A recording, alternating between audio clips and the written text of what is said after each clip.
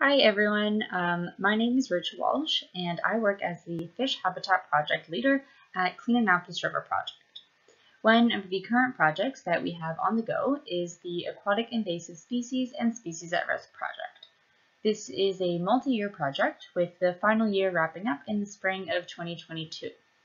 The work for this project has been supported and made possible through the Canada Nature Fund for Aquatic Species and Aquatic Habitat with Fisheries and Oceans Canada. So we'll go over a little project overview for the Aquatic Invasive Species project. So the overall goal is to address the regional priority threat of competition and predation by non-native species to the endangered Inner Bay of Fundy Atlantic salmon and Atlantic whitefish, as well as the southern upland population of Atlantic salmon. So this project is quite widespread and supports activities in several watersheds, including the Annapolis, Cornwallis, Gaspereau, Petite Riviere, LaHave, Stewiacke, and Shubenacadie River watersheds. With this being said, it also brings together a large collective of partners throughout the province, ranging from government, academia, NGOs, and various community members. For the purpose of today's presentation, we're just going to focus on the outreach and educational components of the project. One component of the project was to develop and conduct angler surveys. This was done by engaging anglers at popular angling locations such as derbies, wharfs, parks, and local fishing spots to conduct surveys and distribute educational materials. The educational component of the survey was focused on aquatic invasive species such as chain pickerel and smallmouth bass, and their impact on native fish populations and species at risk, as well as the regulations and beneficial practices to limit the spread of these species. So to date, CARP and project partners have visited over 20 locations throughout the province to conduct surveys and distribute materials. Educational signage was developed and installed at approximately 15 locations throughout the province. The educational information on the signs is very similar to that relayed in the angler surveys. So it focused on invasive species and their impact on native fish populations, relevant regulations related to the spread of these species, and best practices to reduce the spread any further. One of the bigger outreach components of this project is the Volunteer Citizen Science Fish Monitoring Program. So this included developing and piloting a standardized protocol in partnership with Nova Scotia Fisheries and Aquaculture that allows volunteers to monitor an assigned site on an ongoing basis. The program can be used to monitor the early detection and spread of aquatic invasive species throughout the province, as well as build an inventory of other fish present here.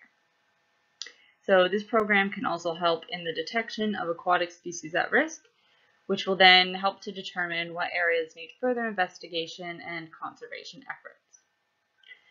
So upon registration to the program, anglers were asked to complete a quiz and some online training focused around fish ID, species at risk, and fishing regulations. So once the training was completed and anglers selected their fishing locations, they received an angler kit, which contained the program protocol, an angler diary, reporting forms, and some additional information materials. So at the end of the fishing season, anglers were then asked to return their diaries to CARP, containing a summary of their efforts throughout the season. Next, we have Eat Your Invasives outreach events.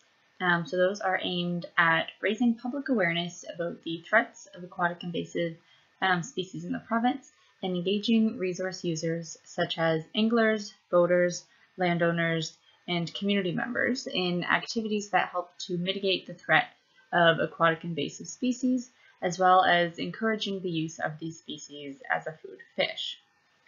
So CARP and project partners have been able to hold a total of 8 Eat Your Invasive events both virtual and in person, highlighting a number of topics such as foraging for invasive plants, tying flies for invasive fish, different recipes and cooking ideas, as well as general education on aquatic invasive species.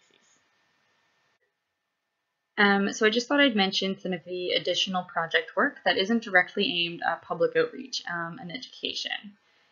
So we have aquatic invasive species sampling, so filling data gaps about current distribution of aquatic invasive species through field sampling activities such as electrofishing, pike and seine nets, and eDNA sampling. We have aquatic habitat connectivity planning tools for aquatic invasive species. So this is under the leadership of Nova Scotia Salmon Association. CARP partnered with Adopt a Stream to develop guidance materials and that outline and detail decision-making and planning considerations where invasive fish species are suspected or confirmed to be present. And there's also assisting in the development of the Atlantic Whitefish Communication Plan. So if anyone has any questions about the project or is interested in any outreach materials or information, please feel free to send us an email. I've included my email, CARP's general email, as well as Samantha Hudson, who is the project leader and coordinator. You can also check out more about the project on our webpage, annapolisriver.ca/AIS. So thanks everyone for joining in today.